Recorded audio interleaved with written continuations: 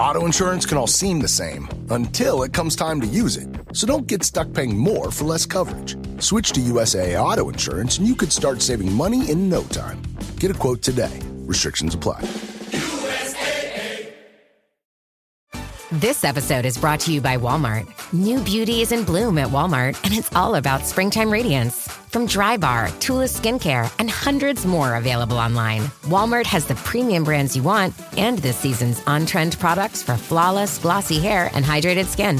Big name beauty brands? Check. The things you love? Check. Find trending spring beauty and all you need to look and feel gorgeous at Walmart, on app and online. We're in for a cheeky one today. Now, Kirky boy, we'll get this intro started, but we've our friend Liam here ran into an old friend of yours, has all the inside scoops, all the goss of Kirk of the past, and he managed to get them to come in on the podcast. So we'll kick it off early. You know who I am. I'm Rowan Cook. And I'm Kirk Pearson. And it's just coffee. And today we have a very special episode with a very special guest. We do indeed. Drum roll. We're just waiting for them. They're out the back. We're just waiting for the appearance. Yeah. Dun, dun, dun, dun, dun, dun. Okay, well, the suspense is gone here. They're not coming out. I was expecting like a wrestler intro here with some music blasting. We're good to go. The eagle has landed. Da, da, da, da, da, da, da, I hear da. they're entering the building. Da, da, da, da, da, da, da, da. What if I don't know them at all? I know, it'd be funny if they come and you're like, no, I don't remember you at all. This is very awkward. We're coming in here. Dun, dun. We're coming in hot. Dun, dun. It's so I feel ripped off. All right, here we go. I think I see bodily activity here. Yeah. The grand reveal happening. Holy shit! Oh, Lambie!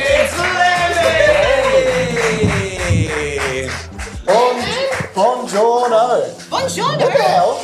Hi, Lambie. Lovely to meet you. Hi. Rowan. Rowan, lovely to meet you too. Oh, so you guys haven't met? No, this is, as I said, this was a whole Liam production. Bananas. Yeah, chuck them on that Bananas. chopping board. Yeah. Perfect. Now, is there a story behind the bananas? Yeah, what's going on there's with the bananas? A story behind the bananas. All right, so we've got Lambie The here. caffeinated lamb. Also known as the caffeinated lamb on her socials. Oh, what a delight. I like that. I like this. So can you give us a little bit of an introduction of yourself, a little bit of your background and that kind of thing, just to give the audience a little taster before we jump into throwing Kirk under the bus? Yes, of course. So I am. Or lean into the Just microphone. jump onto here. Yeah. Wait, I need to get closer. Yeah, There yeah. you go. You can This tip it close. forward a little bit. Oh, I can move it? Okay. Yeah, of course. Wait. Yeah. Yeah, I think- Is that okay. really Like loud for that? you? Is Yeah. that loud? No, it sounds great. Happy? Yeah, I love it. this is great. Hi, I'm Lambie.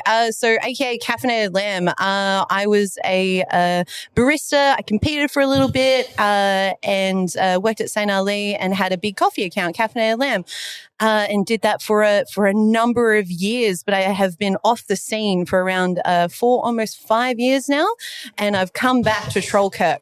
Yes. Yeah, no, I like that. That is the I best like it a type of lot. return to the coffee industry that we need, to troll Kirk. So where did you guys meet? What's your background? Oh, well, I think it probably would have been from working at St. Ali together. I think you had a couple of stints there. And then during my stint there, I think I can't remember. I think it was around that. Oh my God. Yeah, it was 10,000 years ago, back in the old times of coffee when tulips were cool. This is back. Wait, tulips aren't cool anymore? I mean, now They everyone's lost their pouring like, fuzz. They lost their fuzz. Rosetta, I think Rosetta's come a long way. It's true. yeah, everyone's pouring like animals now and stuff. But back when we were kicking on the machine, man, tulips. Everyone talking about them tulips. It's tulips. Hey. Johnny, give us some tulips. Exactly. So we met at St. Ali. You were technically my boss, but I was also working in the creative studio for St. Ali as well, and being a really annoying coffee influencer. I don't know about... Well, you were so annoying. Not as annoying as Rowan. Rowan puts Yeah, orange peels in the portafilter and... Look, I did it once. I put some cinnamon and some cardamom in there. Actually, we did do Doritos once, but that wasn't me. I was in Italy and my team just jumped in Actually, and put Doritos I've got to mention something just real quick. So we had a reel that, got shared around a reasonable amount, and it was Rowan saying, stop doing all this thing for your puck prep, basically. Stop doing all this, just make the damn coffee. one of the comments on it was so fire, but they were like, I think words to the effect of, "You're responsible for mostly all of it, so get off your high horse, Rowan." I'm not, though, the person. Like, there are so many of the accounts out there that are like spraying, distributing, turning, like using different wedges and stuff to like do the puck prep. 90% of the time, if I'm not doing a video explaining what a method is, I'm just grinding, giving it a tap and tamping it down. Lambie, if you're asked to make a coffee at a friend's house, how like what's your stages? Like, are you? What do they got? Like, what have they got? They've got access to literally everything. Let's just say they've got access. A GS3 just chilling in the kitchen. Well, there's a GS3. There's a RDT. There's a wedge. There's a puck press. There's a C3PO. There's a C3PO. Like literally anything you can think of. Yeah. You need to make an espresso. How are you going to do it? First, I am going to acquire coffee, obviously the highest grade coffee that there is, that has been through some kind of process with like virgin llama tears or something like that. Mm-hmm. Then I would hand milk the oats myself because I'm a very big advocate for oat milk. And once I go through this process, then I would get to the brewing part, which I think is a 25-gram basket. Correct me if I'm wrong. Okay, that's big. 25 grams, and then it should be 12 grams inside. Was that the thing? Well, it works out about 12.5 grams per coffee. For an 8-ounce cup, I think. Yeah, I think we I got a came up podcast with that. We got a podcast listener. Oh, do you come up with that? I'm so sorry. Yeah, so I would brew it like that, and then obviously I would steam the oat milk to 50 degrees with a nice silky texture. I'm talking about them barista chinos, just like the ye old days, that microfoam. Then I would serve it and just walk away and wait for their heads to explode. I like the recipe. That is the barista. That's the classic chino with the jiggle, right? Yes. Yeah. It's like just getting a standard cup and then just filling it up a bit too much so it like forms a meniscus, I think it's called.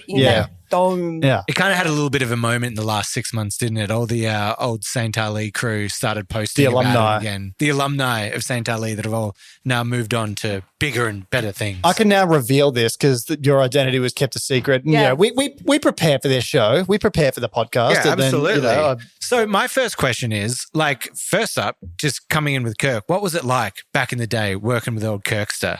Back in the Dizzy. So St. Ali, for anyone that doesn't know of that place or hasn't been there, it's very busy, like very high volumes of coffee. And they also do a lot of events and a lot of celebrities come through.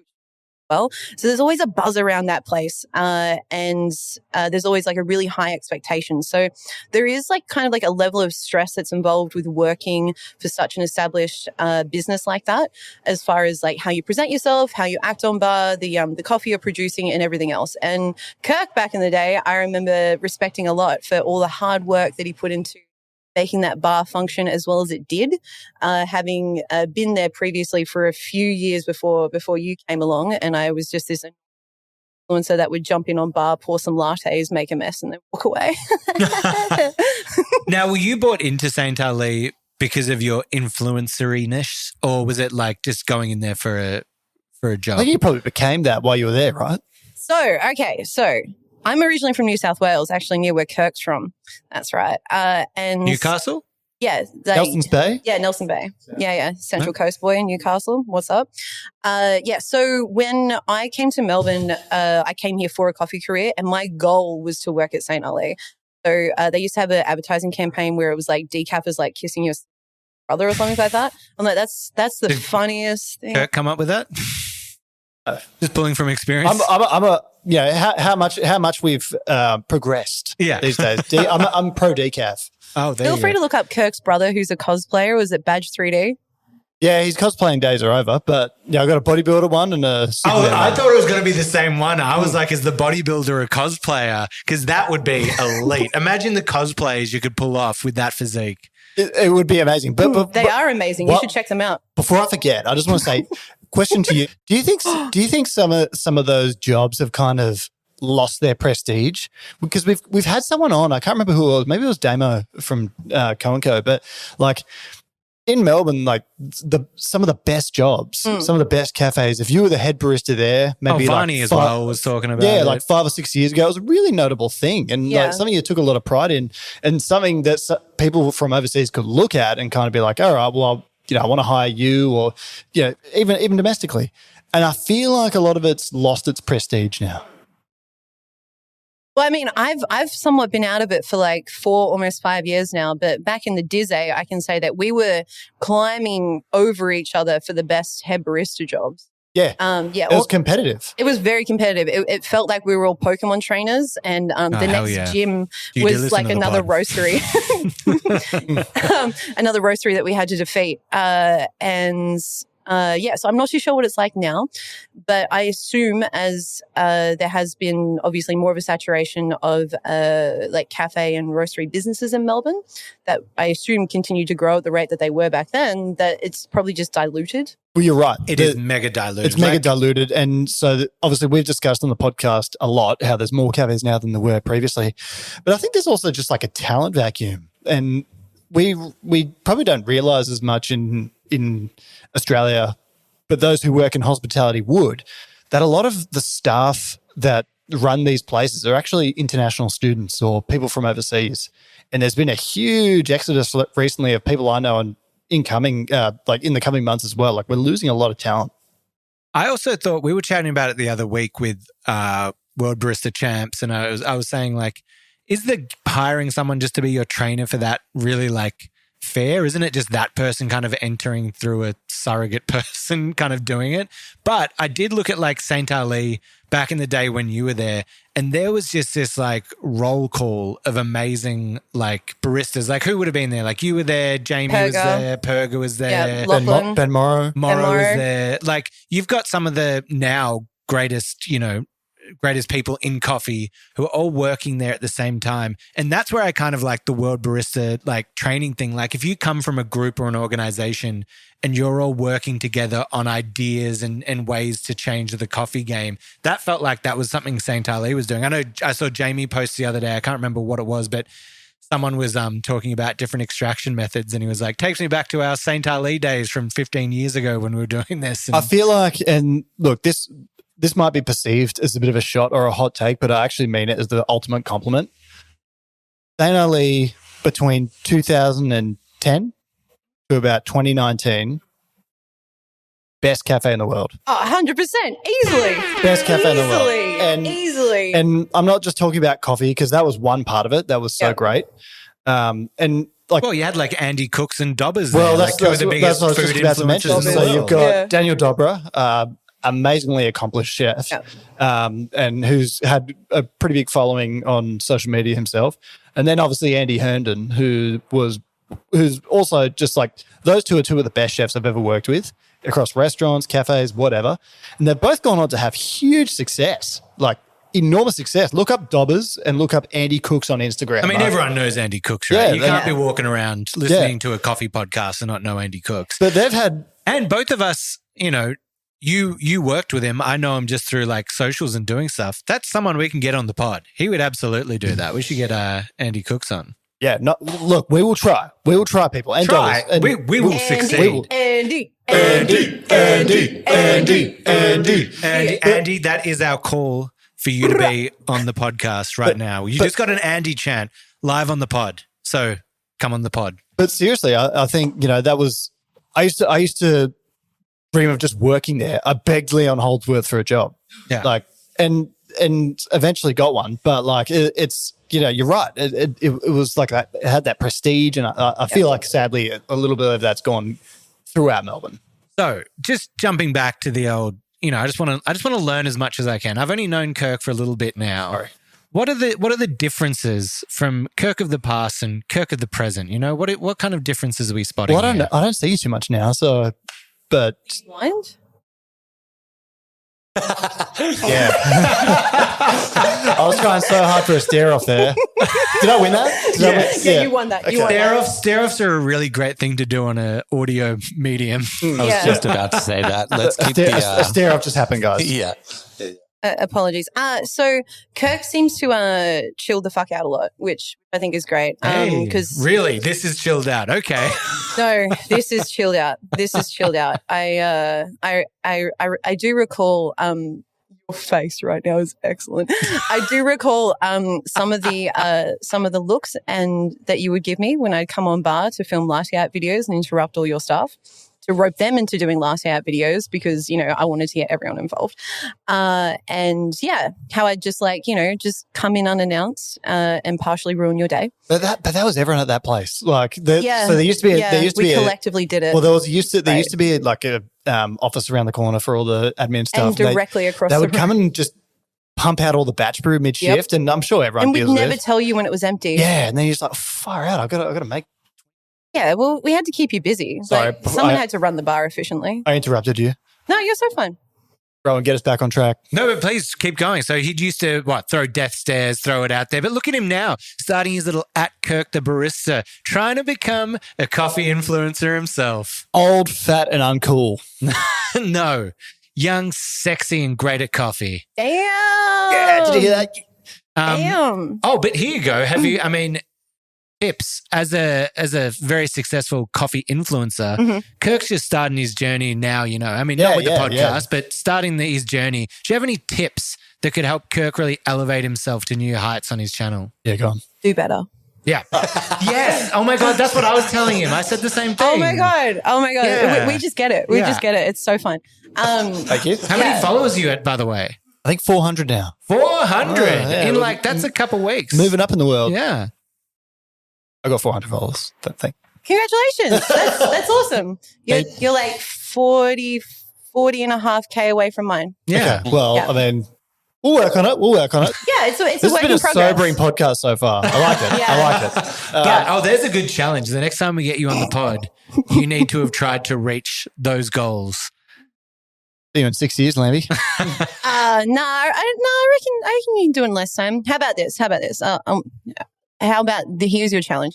You have to get one video over 100K views. I feel like that's achievable. Okay, all right. Yeah, that's very achievable. Yeah. I would have said it harder. I would have said a milli. I would have done that milli. You know, I want to baby steps. Yeah, baby steps. We can't crush him too early. Okay, we got to build him up, then break him down. No, I'm kidding. We just building him up. Now, when did you start? When were you doing the coffee channel? Like what was that time frame on that? That'd be like 2014 to 2020.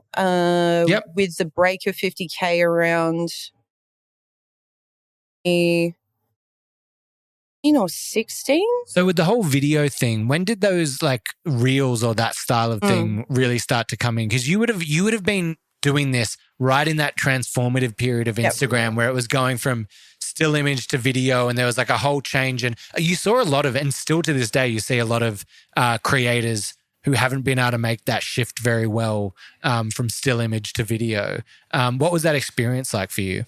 So for myself, anyone that knows me knows that I'm a nerd as well, first and foremost. So for me, I kind of treated it like a video game once I understood the algorithm a little better. So for the shots that I was doing, I kind of put 5, if you go back through the videos, there's like 5 specific frames that will be in every single video. And when I figured out that that's what was working, when the views started getting above 50K, then above 100K, then I would just consistently make sure I was doing that. But the challenge being, though, is because influencing wasn't a thing back then. So I was kind of like part of this first wave of Instagram influencers and stuff, especially in coffee. Like it just wasn't a thing. Is I'd have to interrupt people on bar to film. So I had this process where it's like, I'm a one-shot wonder. I'm like, cool. All right. So start here, do this. And then I'll it's already recording, hold the thing, do the thing, edit it. And once I had this like really nice formula and format down, then it was all about like scheduling, which you guys would know a lot about, which a lot of people know about today, times of scheduling, and then also making sure that you're actually like engaging with your audience in a meaningful way.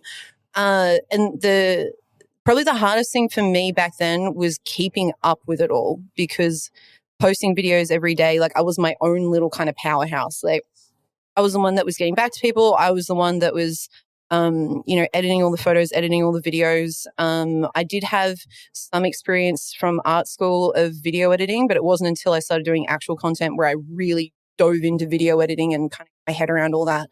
And yeah, it was just a lot of hard work, but the community that built around it made it feel like one of the best jobs I've ever had in my life, easily, because of the people. Of everyone online. It was just incredible. Question for both of you. Is there someone that you met online but you later became friends with through your work on social media? Yeah, there's been a few. There's none that are like solid friends that I'll see all the time, but there were people that like we'd catch up with, or a lot of the time it'd be people that were in town. Like if they're traveling, like they'll be like, oh, I'm in town. For whatever reason, when you don't live in the same state, it feels like it gives you more license to be like, hey, I'm in Melbourne. We should catch up. But when you're just both in Melbourne, you're like, this is weird. Yeah. But Jen Fricker's one. Yeah. She was great, who was on the pod. Like we just met through doing through the channel. And then, there's a bunch in the States as well that we're just text friends. But it's definitely met a few. If I'm to make a submission into this, Matt Winton, who, a friend of mine, I don't know if you guys know Matt, but he was a former World Brewers Cup champion. Anyways, I just... Anyways. Instead of Eddie Hauser. It's upgrade to anyways. I like it. We're he trending says that Eddie way. Hauser as his transition every time in the pod. If he wants to change topic, he goes, Eddie Hauser. But we got anyways of today. Eddie Hauser. Is that our t-shirt, Eddie Hauser? On the back, anyways. But I just connected with him online and he said, I'm coming to Melbourne. Can you suggest anything for me? I was like, mate, I'll pick you up from the airport. And then we've been great buds ever since. So, Did you make any friends? Okay, so because my account got to where it was and there weren't really many other influencers, I had a surprising amount of people kind of reach out from the woodwork. So if anyone knows the band Murder Dolls, it turns out AC Slade from Murder Dolls has a coffee brand based out of New York. And they were like kind of like a big alt band back in the early 2000s. And I ended up doing promo for them for their coffee brand for Halloween. Sick. Yeah, that was sick. And then the other one that's like mentionable. And I can't remember his name. Oh my God, he's going to kill me. Okay, so this guy was like... I can't remember his name. He was like the personal barista of Tom Cruise and he knows everyone from La Mazzocco. And then there was a situation where it turns out Korn have their own coffee brand as well. So right before the pandemic, we were queuing everything up to do a Korn coffee collab at La Mazzocco. And it was like going to be the biggest, like for me, I love Korn. I'm like, oh my God, Korn coffee. Yeah, he's going to kill me if he sees this because I can't remember his name. Hey. They love you. They respect you. It doesn't matter if they don't know your name. Relax. 5 years ago. We'll get there eventually. But I'm a very visual person, right? And what I'm seeing right now, a couple of bananas on a chopping board, just painting a picture for the listeners that aren't watching the video. There's a couple of bananas sitting here and there's also like a red box. It kind of looks like a book, but it looks like a box that folds open. Is this like Lambie's version of what the Benny Gesserit do in June? Remember how they have to put their hands in the box? Yeah. If they move their hand, they die. So I'm very inquisitive. Can you take us on a little story of what's happening in front of us? Alrighty. So the bananas are in reference to a cookbook that I just finished up and have also released.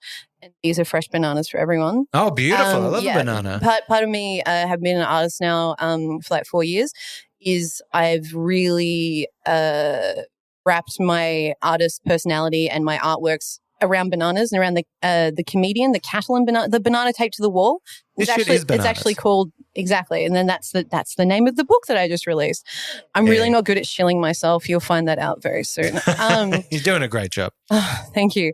So I brought in some bananas for everyone. They're really good. And then inside this box, I had a presents for everyone here. So I had my third solo art show that I had to call Wee Chef. I wanted to call it McFuck. And it was all the entire premise of the exhibition was based around hospitality humor and what it's like to work in hospitality. And my first completely digital body of work, I'm a traditional painter, but I drew all the artworks on my phone commuting to and from the hospitality venue that I've been working at for the past year on Melbourne trains. So yes, who wants to open the box? Oh, I'll have a look. This sounds there amazing. You go. Your Happy Meal. Yeah, this is my Mick F word. Oh, these are amazing. Yeah, so there's some stickers in there. And if you want to have a giggle, pull out the prints. Look at these. These are stunning. Yo, they look so cool. That is so cool. And for the listeners, can you give us what was that transition like from that kind of from coffee into the art and that kind of thing? Because they can follow you at Lambie Artist? Yeah, Lambie Artist on all socials, mostly on Twitter. So the transition was pandemic happened. We all remember it. Melbourne had the most severe lockdown on the planet. And I, through a gallery in Collingwood, saw an opportunity. Similar to how I pushed really hard to get into St. Ali when I first came to Melbourne. I used same strategies that I used then to get the attention of a local graffiti artist named Lush Sucks. So I started painting him, I started trolling him on Twitter so I could get into this particular gallery and then talk to the gallery owners. And that was actually through a connection from Timothy Sweet from San Remo, how I originally met those gallery owners because they were printing T-shirts for him. And yeah, from there it was off to the races. I just committed absolutely everything in myself to art and also into crypto and NFTs too. How's the? I want to ask you about NFT. Are you reading them? Yeah. I can. These work as an audio medium as well. I can read some of these out. You've got the person working at the burger restaurant, and they just say, just to confirm, you want cheeseburger, well done, no seasoning, sauce on the side, no pickles, no butter, no cheese, and you're in a rush? We've all been there. Would you like fries with that? Would you like fries with that? I'm too sick to come in today. There's nobody to cover your shift. I'll be there in 30. Hey, McDickhead. Yeah, you on the phone. Your order's ready. Why are you on the phone when you're waiting for the order? Just pay attention to get the damn meal. I'm not hungover. I'm not going to vomit. I'm not hungover. I'm not going to gurgle. Blah! Did I tell my? I think I've already told my blue Powerade vomit story on the podcast, haven't I? It's always Wait, blue did Powerade. you tell it again? Yeah. Oh, well, long story short, I got really drunk one night when I was back home. But tell it. I went for a drive the next day, and then I got some food and I got a blue Powerade, and so I ate the food. Then I had a few sips of the blue Powerade, and on the drive home from the cafe, I was on the phone to my girlfriend. I said, I think I'm going to vomit. And yeah, mind you, I don't get drunk much these days. But then I was like, she's like, no, you won't. Don't stop. I was like, oh, no, I really think I will. She's like, do not stop, Kirk. You cannot be a 29-year-old man doing that. Was at the time. Anyway, before she could even finish that sentence, I had my hand over my face and it was just blue vomit was just spraying through my fingers all through the car. Yeah. Jackson Pollock the Looks car. like some X-Men kind of stuff going on there, just going off. But that does segue. I didn't know whether I was going to bring it up on this pod, but it kind of brings me into a hospo horror story that happened to me recently. I spent the whole day... A hospo horror story? Oh, yeah, here we go. Sorry. Here we go. Hospo Horror stories. The screams are way too real. It's just like, this is actually taken from someone being murdered. Yeah. So I've spent the last 2 days moving my partner's mum into a new house. I'm exhausted, haven't eaten. 2:30 in the afternoon, we're like, we're just going to head to the Kent. It's across the road, sit in the sun, get a schnitzel, have a lovely time. Sit down, and there's a family across from us, just 3 kids just plowing down pizzas. They've got fish and chips. They've got parmas. And these kids are like 5, and they're eating full adult serves, just hoeing it down. Big Cokes. Then they all get a round of pink ice cream, and it doesn't look good. All these kids are coughing. They're not looking well. They eat all the pink ice cream, and then the girl just stands up right next to my table and just goes, just a bit drops out. Another bit, and then just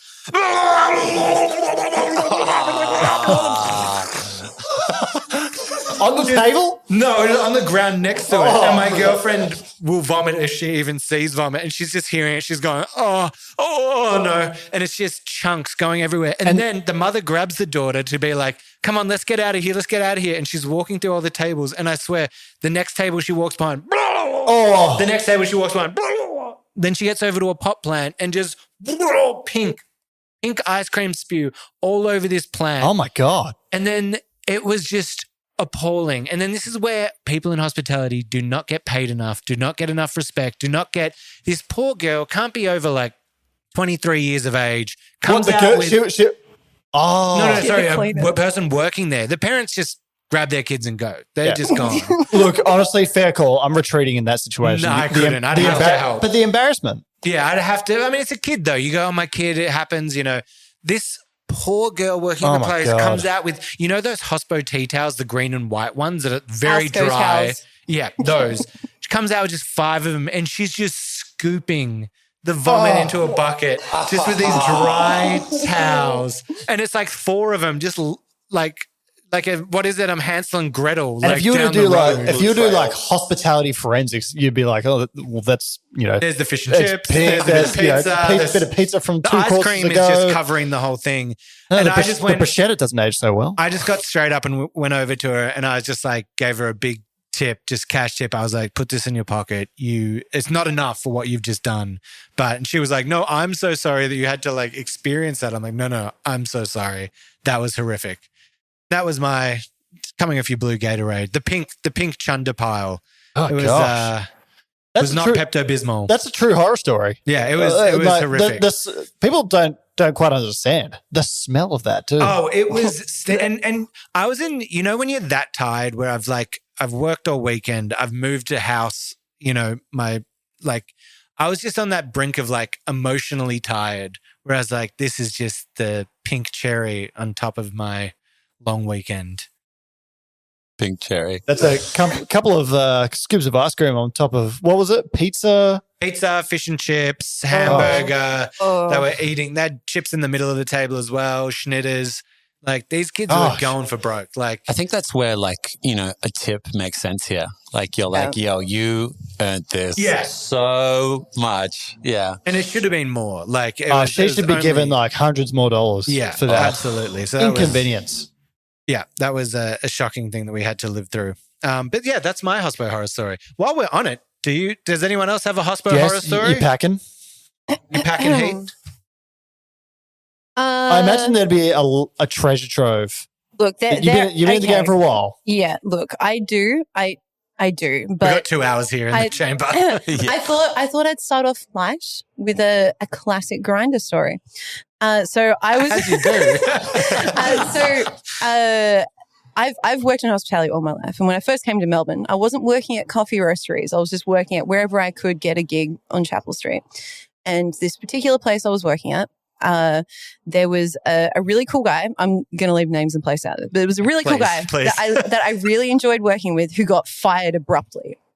And none of us knew why. I'm trying to connect the dots here. This is great. I've got a grinder story. A guy I knew got fired. I'm excited. Yeah. And I was pretty devo because I just really liked working with this person. And then it turned out he told me the following week that he got fired because owner of the business had swiped right on him on Tinder, which is fine, right? But the photos didn't have, that wasn't like headshot. They were really good photos, but the photos Wait, Tinder or Grindr? On Grindr, sorry, on Grindr. Yeah, the photos didn't have a head, so it was just okay, so the owner swiped right, and then the owners recognized that the photo was taken in the bathroom of the restaurant. Oh, no! We were not serving sausage as a special that night. We need to unpack this a little here. We need to unpack it he unpacked it in the bathroom. Oh, yeah, he did. Because like the first shot was just torso, and then it just kind of like got lower and lower and lower, and then you could see some packaging of the restaurant in the background on the sink, like, but you had to swipe through the photos to get to like the 3rd or 4th photo to actually see it. Oh my God. So it wasn't like in a cubicle. It wasn't like I'm in the bathroom cubicle just snapping the hog. This is like out. But wait, is this bathroom like locked, or are you talking like someone could have walked in while he was... Was it during shift? Was that it would have had to have been during shift. So it would have been before the restaurant opened. Okay. So before anyone was in there, I'm assuming is when they took the photo. I didn't actually ask those details. I was more kind of blown away that the owner had swiped right and then recognized what had happened. But so it was... Gosh, I don't want to say anything about the restaurant. Why is the owner swiping right on their employee on Grindr anyway? No, because they didn't know. There wasn't a face. So the first photo on Grindr was just a sexy torso in a bathroom. And like, obviously, if that's your cake you're looking for, you're not looking at the background. You're looking at the body. I mean, and that's dangerous. Imagine seeing like a hot body and you're swiping through. What are the worst ones you could reveal? Like third photo's a face and you're like... I'm trying to understand this big business owner's integrity, because there's a few holes in the defense here, if I will. Yeah, please. Let's break it down. All right. Wait, first of all, we need to. Are we marking this as explicit as the podcast? Okay. No kids listening to this episode with parental guidance. Yeah. So he's on Grindr himself. Yeah. So he swiped right on the staff member. Yeah. Knowing it was the Not staff knowing member? it was the staff member. None of the photos had his face. Okay, all right. Well, Yeah. It's Grindr. How did he figure it out? Just because of he figured it out because of the background? Yeah, because it was definitely that was a fucking Cool. big old thunder. That was the loudest thunder strike I think I've heard in a long time. Yeah, no, I haven't heard it quite like that in some time. It's probably going to rain The in a gods second. the gods are gonna listening rain. to this story and wanting to punish us. Melbourne, honestly, Yeah. one of the hottest days we have. Also in Well, the that's it. afternoon. Hot, Yeah. hot thunderstorms. You know? Yeah, Yes. True. yeah, no, we love that. Yeah, Love that. my bad. Back to it. Yeah. So the restaurant owner, like the bathroom, there was a few things in the bathroom that this particular place, like they had branded wine glasses in there. They had candles in them. Oh. So that was like a really obvious tell. But then also the just the decor of the bathroom, it was really obvious when you looked at it. Like if you knew what you were looking for, you're like, and plus it's the owner's bathroom. Like he's the one, he knows the bathroom. He's the one that would have, organized the renovations and like kitted it all out and everything. Yeah. Yeah, all right. Well, I thought... So is the question we're asking here, Uh-huh. is the dismissal fair? No, absolutely not. I mean, did he hurt anyone? I mean, it was interesting enough for you to swipe right on. Like what? Like I guess my only concern here is if it was in the cubicle, in a cubicle in a place of privacy, that's one thing. Being out in the open, if that door doesn't lock into the bathroom. It didn't. Yeah, and it didn't. There's a danger there to like other staff members walking in on that. Yeah, and just catching the snapshot live in action. So you could hurt someone. But even still, I still don't think it's. I think that was an unfair dismissal. I'm also Wait, learning. what are your? I know we're talking to someone who was good friends with him and didn't want him to go. Oh my gosh. Look, I am someone that's very open-minded, but I think there's a time and a place. I think the fact that there was restaurant branding, that's dismissal for me. For sure. Like, also, there's so many other bathrooms. Like, I know that restaurant's bathroom was exceptionally nice, but like, and maybe your bathroom at home sucked. Oh, you reckon it's that? He's got like the crappy, like dirty, moldy shower at home, and like and he's just like, this bathroom's way nicer, and I look fancy. Yeah, chapel rats working at bars and restaurants on Chapel Street, man. Like, I'm going to give a hot take early. Might get me in a bit of trouble, but Chapel Street is like a real life Mos Eisley. It's just. Does anyone? I don't know what that is. Remember what Ben Kenobi said in Star Wars? No. You'll never find a more wretched hive for scum and villainy. Do you want to do a round 2 on this take with something more accessible? No, we'll can that. But I used to work there. There was someone got shot.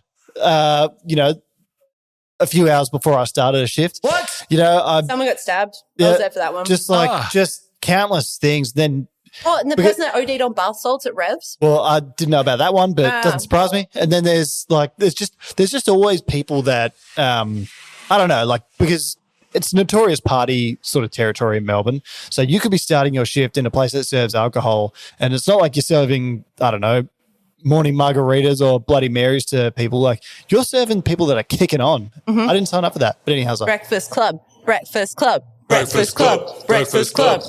I once had a customer that ordered a coffee from me on a Monday.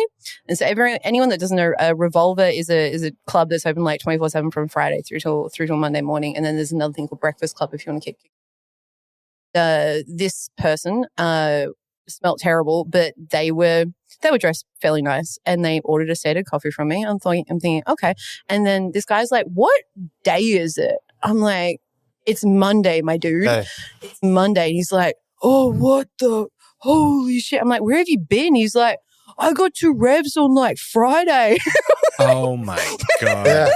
He's like, I'm going to work now. Like I'm meant to be at work right now, What was man. your situation? Was just like, sorry guys, just gonna grab a quick espresso, Just got to duck out, going to get a cheeky espresso and come back. And I'll be ready to go. Long. Yeah, because all the other stuff that's in my system isn't keeping me up. I need to go get espresso. Yeah, it's regulated. Need an espresso. Yeah, exactly.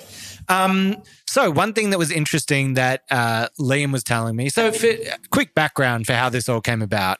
Our producer, the main man, Liam himself, was just out, a man about town, stumbled upon a certain establishment, which it's a... Noun's Deli. Yeah.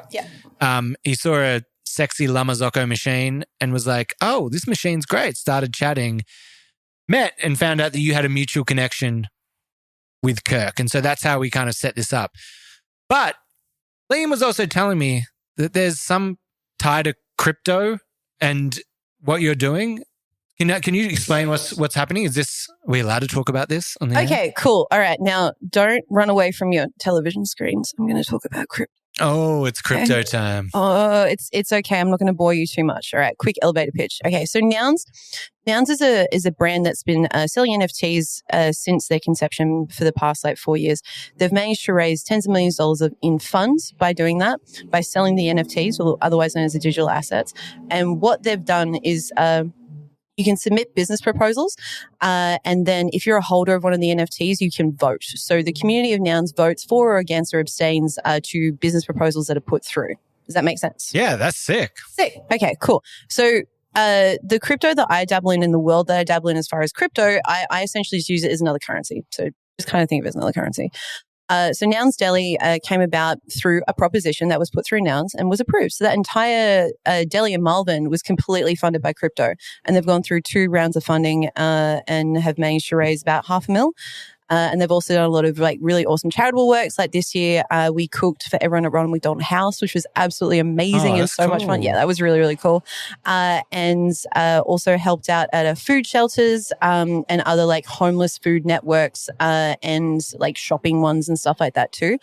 And that's all been made possible through Nouns. I was also on the Variety Bash this year too, with Nouns being the biggest sponsor. For anyone that doesn't know, the Variety Bash has been going for 40 or 50 years, whatever. Essentially, you have a car that's specifically kitted out to be able to handle the Australian bush, and you go for this 10-day drive, and you go to all these rural communities, and you go to different schools and do activities with the kids, and you raise more money and stuff like that. And Variety Charity raises money for rural kids in Australia and helping them get everything from bikes to more education to computers to whatever they need, because they're stuck out in these rural communities. Where we're going, the school is attached to the rodeo. Okie dokie. And then, sounds fun. It sounds cool, right? It sounds cool. But there's probably some downsides.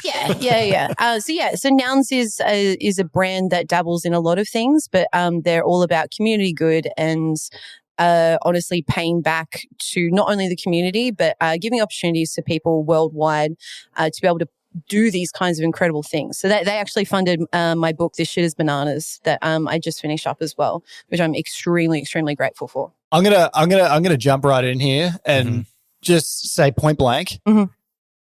I was a very big crypto skeptic. Because, not a skeptic, but even still, I don't fully understand what it does. And I felt like NFTs kind of maybe have been and gone. Mm-hmm. Do you think there's a future for, obviously it's worked for you because there's a brick and mortar example of it in Melbourne. If you're here, you can go and try.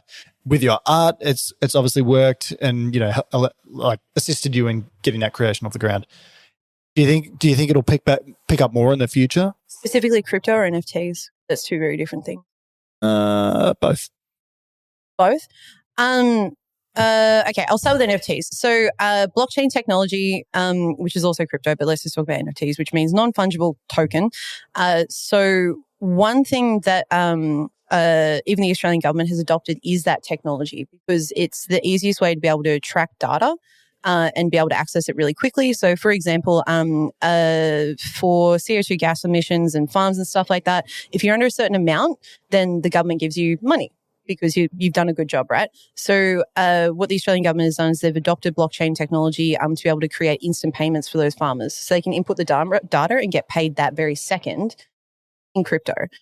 It's just a more efficient kind of way of doing things. I feel like I've always seen with NFTs and that it was projected to the world that it's just a piece of digital art or something or this one thing, but really it's so much deeper and there's so much use for it that I don't think it's going to be properly like taken on by companies for years to come. It's kind of like the QR code where it like fell out of favor and then it's like COVID came and now QR codes are on every single thing that you pick up. Yeah.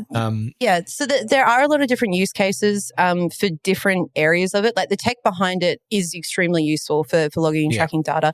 For myself as an artist in the professional art world, I initially really favored it because of provenance of art. So that's the history of an artwork. And because of blockchain technology, when a piece is bought, traded or sold, it's instantly logged, that data.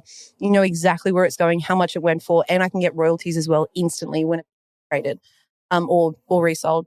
I also see for the future, so I did a talk at Google earlier this year, which was also associated with crypto, specifically a chain called Solana. And in my talk, it was about art moving forward into the future as far as emerging technologies and how myself as an artist, I became an international artist it was only like 5 months of getting into the NFT scene because I digitized all my artworks and got them onto screens internationally.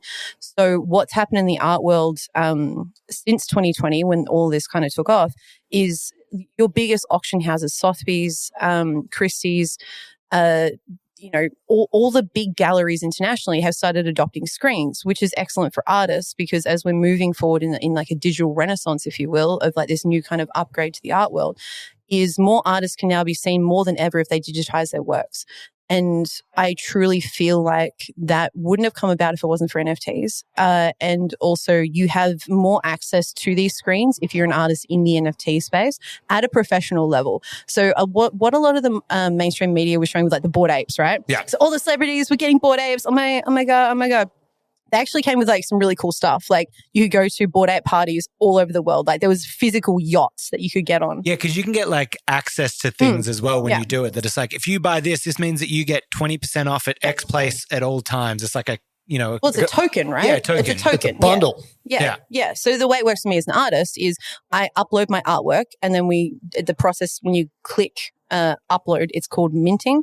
And then all the information that artwork is stored inside the token. And that's what the NFT actually is. But the mainstream media kind of did us really dirty because they only looked at one aspect of it, which is kind of the trading cards business model. Whereas in the fine art world, we're using it for completely different use cases. And also creating like gaming mechanics as well by utilizing the tech itself, where you can purchase an artwork and then that can activate another contract, which can activate another thing. And then you can have like this really cool gamified sub variations of it. I'm getting really nerdy with this now. Oh, it's exciting. And then crypto, Bitcoin and Ethereum. Bitcoin is the gold standard and Ethereum is silver, right? So silver's got more use cases. Gold being there's a very limited supply. I see it as, and this is just my personal opinion, I see it as another option that I hope is more widely adopted and used because if you think about it, not from our perspective, but people in like third world countries, right? Or in countries where, maybe their family is here, but they have to go work over here. And the government's going to take a massive tax cut or somebody along the chain is going to steal their money. Using crypto, it's instant transfer. So it means that somebody can work over here and get money to their family straight away. It's got a bit more integrity sort of thing. Well, it's all DeFi. So some of it's shady, but some of it's not. But that's kind of the world that I live in. Oh, what a line. Yeah. What a line to finish off that train of thought. That's a classic finish. That's an all-time finish. You landed that very well. You live in the darkness. Now, thank you so much for I love actually talking about that. At a separate time, I'd love to talk to you about it more because I find all that stuff very fascinating. Sorry if I bored anyone. Okay, come back now. We stop talking about crypto and NFTs. It's over. But we've got a little bit of a switch here just for bringing in the past. Kirk, normally you love hammering people with rapid fire questions. Oh. Lambie, do we have you giving the rapid fire questions today? Where are they? Kirk? Are they on the sheet? Oh, so yeah, here you go. My question actually, Lambie. Oh, wait, there's more questions from... Yeah. Lambie, you didn't edit any before, did you? We'll just take this out anyway. Did you come up with any of the rapid fire ones? No. Yeah. You got a bunch here. It looks like there's a bunch there. I think I just gave them as like reference points. Oh, okay. We're not doing rapid. It was a joke. Yeah. So we're not doing rapid fire questions? Yeah. No. No, we are? No. I mean, I can ask them off the dome. Yeah? No, I was kind of looking forward to this. I know. I mean, these are just his old questions from another app. What is the desired TDS of a St. Lee House espresso? Espresso, I'd say you're looking at about 9 on the dot. And what is the extraction percentage of that? 20.5. And what is the desired TDS of a Ethiopian batch brew? Anywhere between 1.3 and 1.4%. It's a wide range. And what is the average speed of a swallow? African or European? Great question.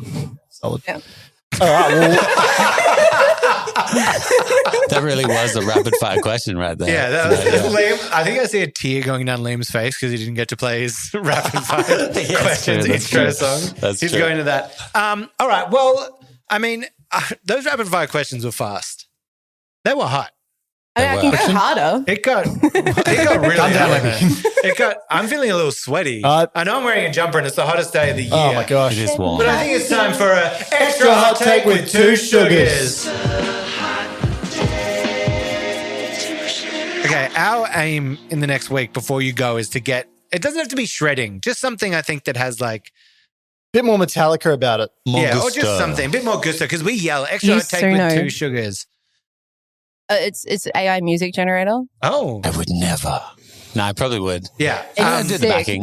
Dude, I'll show you some of the raps I've hooked up with. It's sick. I feel like I just want one of those like funny things at the end, like just, it's like, diddle, diddle, diddle, diddle, and then it's like, it's so hot. Ouch, that's hot. Or is there, what about in old Austin Powers when what's-his-face falls backwards into the fire pit? Oh, you burnt me alive. Oh, no. I'll just sample that. yeah, just sample that. I just want to like... These two are just the past is coming back very quickly. No more red cordial for Jess. We regress to our former no more red selves. cordial. Like dead ass, I'm not allowed sugar though. Oh, really? Do you just go off when you have sugar? Oh, yeah. And also caffeine. Like I hit a point and then you can't catch me. Yeah, I had a crack addiction back in the 80s. You did though. Oh. You looked better, honestly. What's boggling about it is I was born in the 90s. That's when you got into heroin. Yeah, sorry. What I have to say is tiramisu is the most overrated dessert.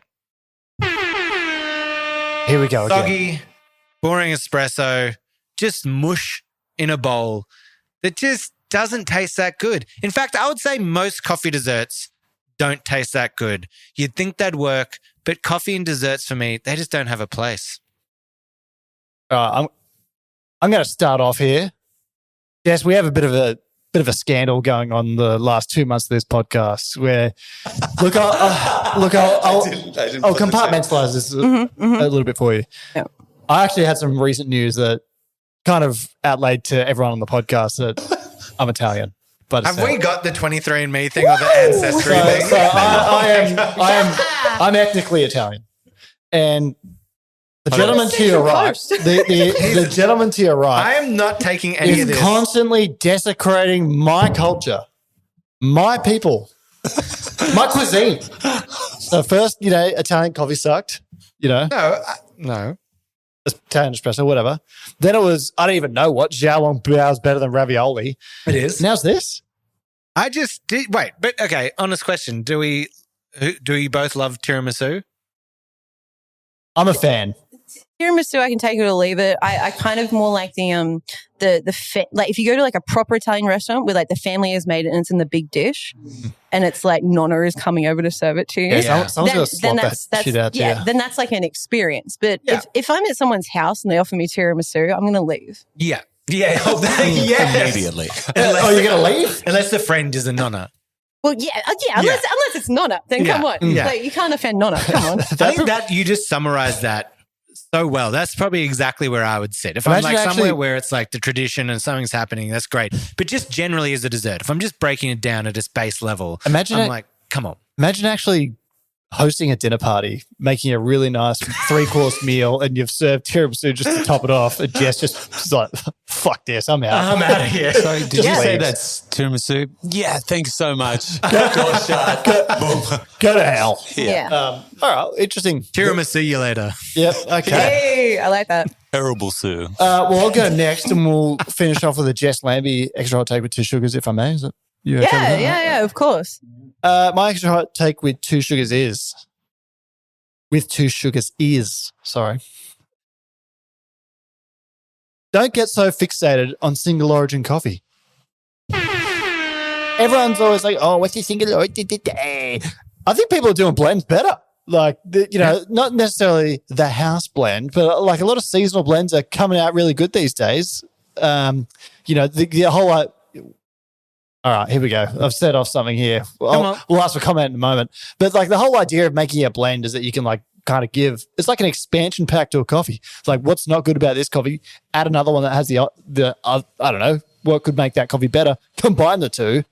Ta-da. I think it's interesting as the 2 points, right? Like the single origin can be like, I want to taste that origin and understand it and do that. But then getting a blend is kind of like the artistry of like the person putting it together, right? Like it's like going to a chef and seeing they're like, I think this with this is going to pair really well. And like this side's going to bring body. This side's going to do that. I think that's a really interesting way of doing it. Another interesting way that I saw come from wine is blending the same variety of grape that has been processed differently. So taking like a Fiano that's been like cold pressed and one part that's been left on skins and doing that. Maybe there's an interesting world of like taking a single origin coffee, and they're probably doing this, but it's like 1/3 anaerobic, 1/3 wash, 1/3 natural. I don't know what it is, but yeah, I agree. There's an artistry to like the production of it. Yeah, usually you probably drink that side by side in coffee. No one's really combined the 3. Yeah. Depending on how good the coffee is, might it be worth it, but who knows? But maybe it adds different. I mean, it might not, but in the Fiano reference I use, it's like I want the acidity by like pressing it first here, and then I want texture from skins, but I can't get those by doing the same method. So I'll combine the same grape treated differently. I don't know if that would apply with the coffee, but just a thought. We'll try it.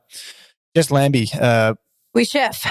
you're going to have to stare down the barrel to give your devastating extra hot take with 2 sugars. Before we jump on, what was your thoughts on that hot take? You had quite a visceral reaction. I think y'all, okay, two things. One, you've changed. And 2 is y'all have been so bored with the SL28 and any other like good single origins that have come out that you've like evolution wise naturally progressed to a point where you're like, well, no, now I need my wash anaerobic process with my other like insane processes, but like refinedly placed together like it's chef's table of coffee beans. I think it's hilarious. I'm here for it. I'd love to try it. But it's funny having not been in it for 5 years and coming back and we're at this point in the timeline. Yeah, absolutely. It's all circular, it's just, but more so, I want to jump back to you've changed. Let's elaborate on that some more. Single origin, Kirk. Well, yeah. Is that what his nickname was? Single origin Kirk? No, I was probably used to be a bit more of a purist with coffee, but like... Oh, now you're just whipping out co-ferments. What was that one place? Bolivian coffee. You talking about Bolivian coffee like every day. Not many people have flown the flag higher for Bolivian coffee than Nobody Kirk has. Pearson, I would say. Has. But no, he's into all the wacky co-ferments now. He's even done, how there's that like cat that poops out the coffee? Kirk's actually trying. That was me. Yeah. No, Kirk's now trying his own where he poops out the coffee to ferment Really? it. Yeah, it's going to be on a Project Zero. Yeah, it's the... Is that on your OnlyFans? the long intestine process. Yeah. Yeah. Kaka Kirk, Coming soon. The Kaka Kirk. Yeah. Kaka Kirk. Yeah. Coming soon. Right, that was great. I don't want that. Thank you. Yeah. Yeah, me neither. Okay, back to the hot take. Sorry, we digressed there. I just needed to hear any goss on Kirk. No, not for the hot take. Sorry, I was just saying I enjoyed your goss on Kirk is what I was saying. Sorry. Very good. My hot take with 2 sugars is if you starting a job at a new place and the owner says to you that you're going to be a part of a family, that is a huge red flag and run as far away as you can, as fast as you can. Ooh. That is a red flag. That whenever someone says we are family, all that means is we want to pay you as little as possible, have you work overtime and be absolutely abused by us. And we'll just say we're family and you do it for family. It's a PTSD. I'm sorry. I worked for my mom. It was like actually family too. So that's like real family. So that's yeah. I've experienced it on the both levels. Yeah. But don't make the same mistakes I did. But how I turned out. I suppose you want to have an inclusive environment, but I guess you kind of do also need to know where the line is.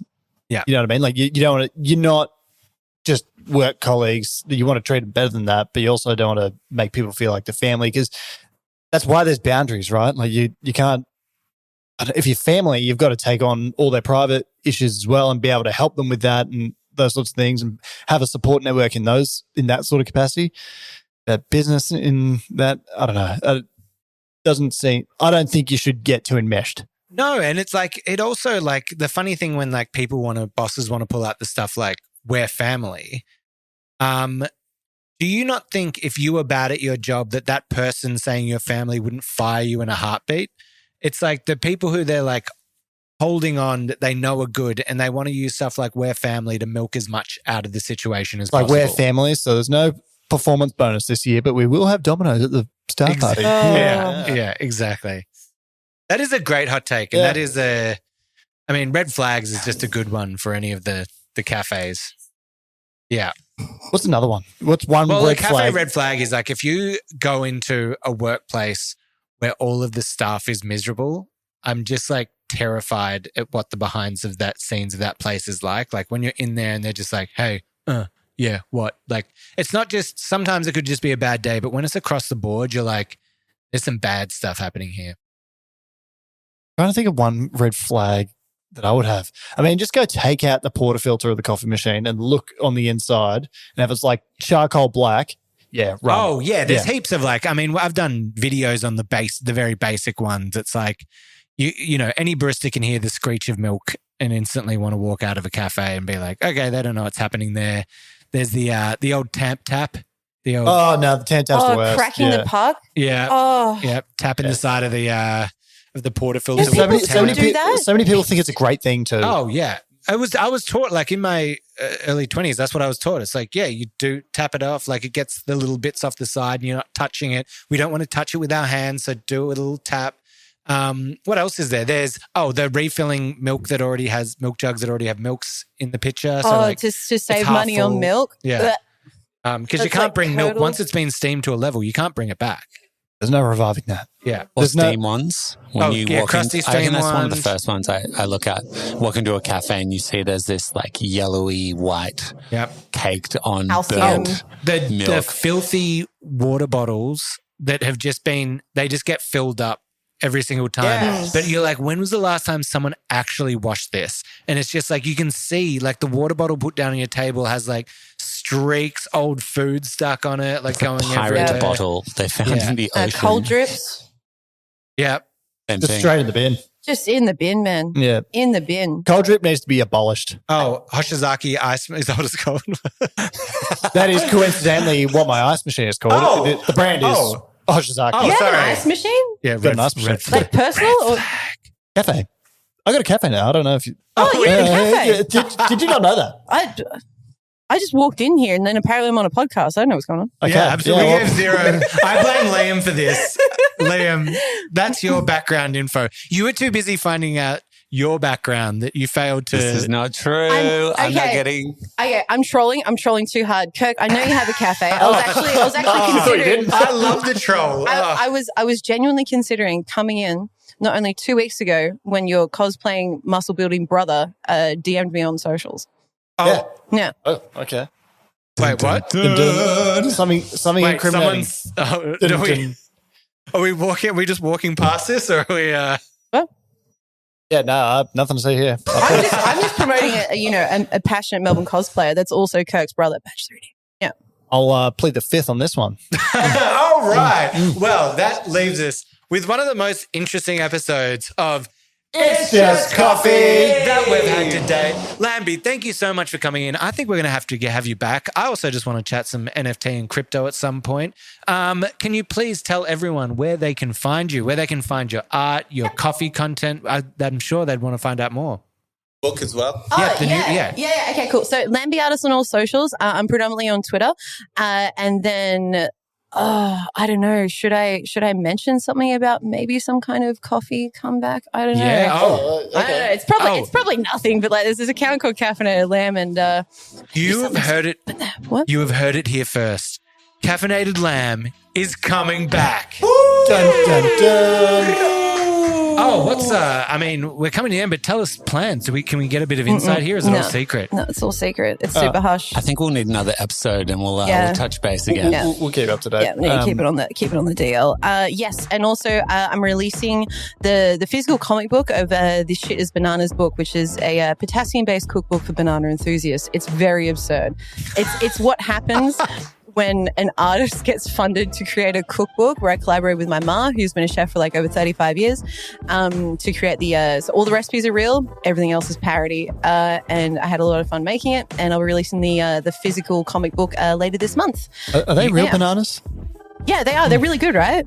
Yeah, well, I got them from the market. These are the good ones. You are very good at marketing and taking an idea and synthesizing it down to one sentence. And like you did it where you dismounted on that end. The cookbook of trying to like sell a high concept cookbook and just bringing it down to all the recipes are real, all the rest is parody. Is that what the line was? I'm like, I get it.